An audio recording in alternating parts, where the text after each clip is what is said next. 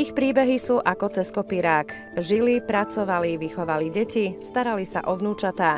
Vojna ich vyhnala z vlastnej krajiny. Ako a čím žijú ukrajinskí seniori na Slovensku?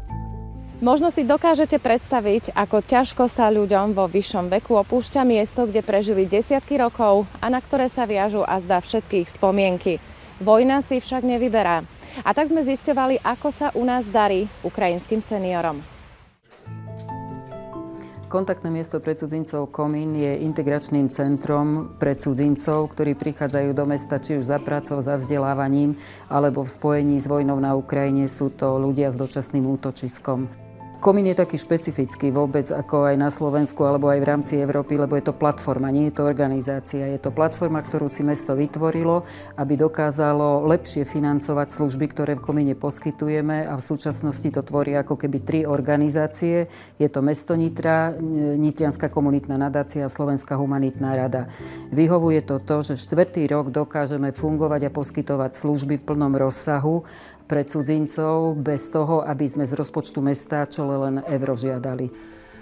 Pochádzam z Ukrajiny, z mesta Бучі. На початку війни прийшли ми в Татри з родиною, дцера, невеста моя, а внучка Аліска. Бівали, а й працювали на Штепському плесі. А потім дцера прийшла до Братислави, вступила до університету, Висока школа відтворного уміння. В Києві вона штудувала архітектуру, зараз тут теж штудує архітектуру. А я сам прийшла до Нітри, аби ближче бути до дцери. Мала сам операцію на хребтиці, зараз моментально не працює.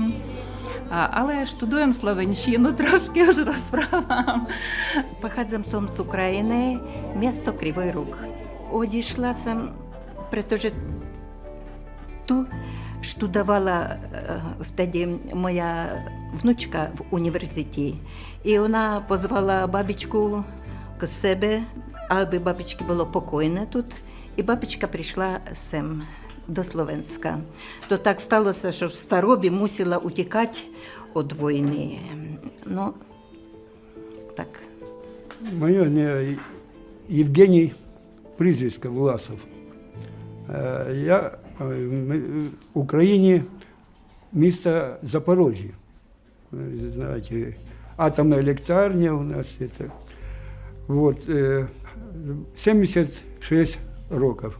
И Манжелки такой, 76 років. Я здесь 15 марта 2022 року. Манжелка у меня хвора очень, Паркинсон у нее. Вот. Там тяжко было. Pre nás najviac zraniteľnou skupinou, s ktorou pracujeme, sú to seniori. A pre seniorov poskytujeme základné služby, jak sa týka materiálnej pomoci, potravinovej pomoci, pomoc pri zdravotnej starostlivosti, čiže pracujeme so seniormi, ktorí sú onkologickí pacienti, chorí pacienti alebo osamotení pacienti, čiže najviac zraniteľná skupina cudzincov, ktorá tu je, a ďalej pre nich zabezpečujeme integračné služby. Potrebujú mať priestor, kde sa môžu stretávať, a potrebujú mať pocit, že sú vítaní. A učia sa buď slovenčinu, alebo šikovné rúčky, ktoré sú, takisto majú retrokino v piatok, ktoré je, alebo zdravé okienko. Čiže pracujeme s nimi aktívne, a výhoda je ešte aj to, že súčasťou máme teda našej práce mobilný tím, čiže 2-krát do mesiaca nemobilných starých ľudí kontrolujeme, či sú v poriadku, prinášame im nejakú materiálnu potravinovú pomoc, to, čo potrebujú vlastne. І teraz chceli by zaspievať pre vás našu písničku. Сумно, сумно аж за край, не дивись на мене, грай, музико, грай. Зимно, зимно на душі, забирай, що хочеш, тільки залиши одну родину за столом, одну родину за столом, одну стежину, щоб додому йшла сама. При мене було найтяжче одисть. То, myslím, že po slovensky bude z toho môjho domu.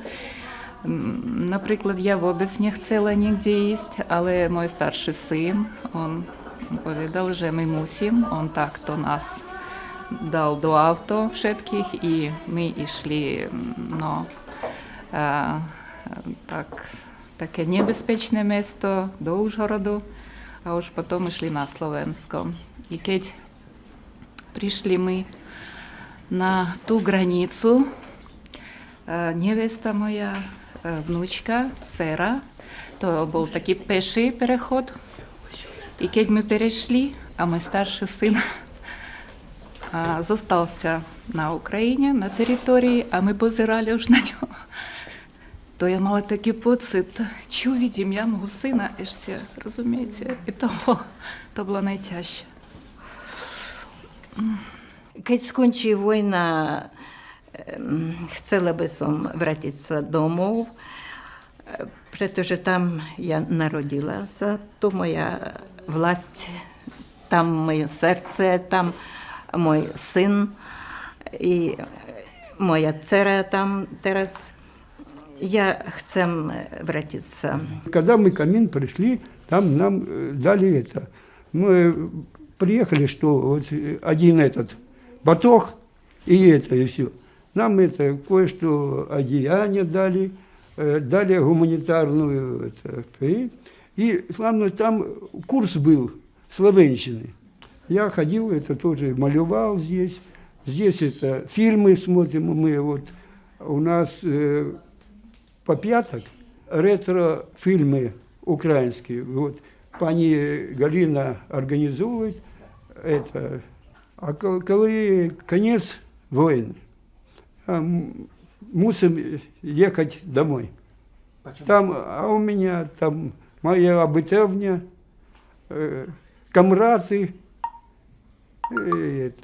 Tá dôvera, to, že my sme od prvého dňa vojny fungovali vlastne a začali poskytovať aj v dočasných priestorov služby, sme si ich podchytávali a tým, že sme mali informácie od nich, vedeli sme potom s nimi aktívnejšie pracovať a najlepšiu dôveru sme si získali pri tom, že im poskytujeme stále potravinovú materiálnu pomoc a pomáhame im znižovať tú chudobu, v ktorej vlastne sa v súčasnosti nachádzajú.